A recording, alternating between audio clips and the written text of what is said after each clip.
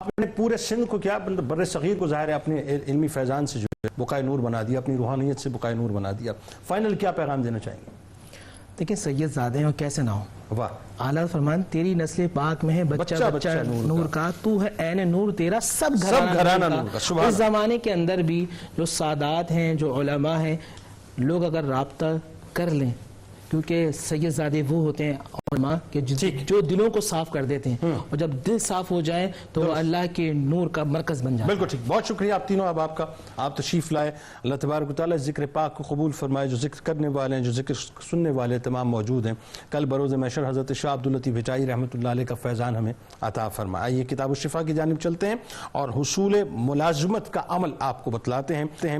نماز عشاء کے بعد 2 رکعت نفل ادا کریں، 11 بار درود ابراہیمی اور اس کے بعد 41 بار سورہ فاتحہ پڑھیں اور دعا مانگیں. اس طرح یہ عمل 7 دن تک جاری رکھیں، انشاءاللہ آپ کا مقصد حل ہوگا. حضرت شاہ عبداللطیف بھٹائی رحمۃ اللہ علیہ کا بڑا ہی کمال قول مبارک ہے، انتہائی توجہ سے سنیے گا. فرماتے ہیں کہ انسان کی عظمت کا معیار یہ نہیں ہے کہ وہ کس قبیلے سے تعلق رکھتا ہے، بلکہ انسان کی عظمت کا معیار یہ ہے کہ وہ لوگوں کے کس قدر کام آتا ہے.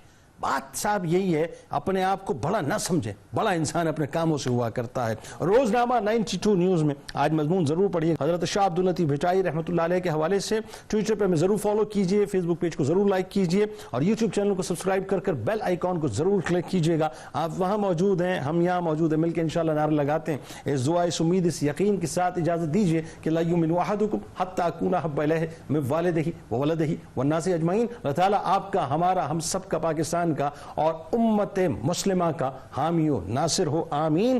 پاکستان کا مطلب کیا؟ لا الہ الا اللہ محمد رسول اللہ صلی اللہ علیہ وآلہ وسلم. اللہم صلی علی سیدنا و مولانا محمد وعلی سیدنا علی و سیدتنا فاطمہ و سیدتنا زینب و سیدنا حسن و سیدنا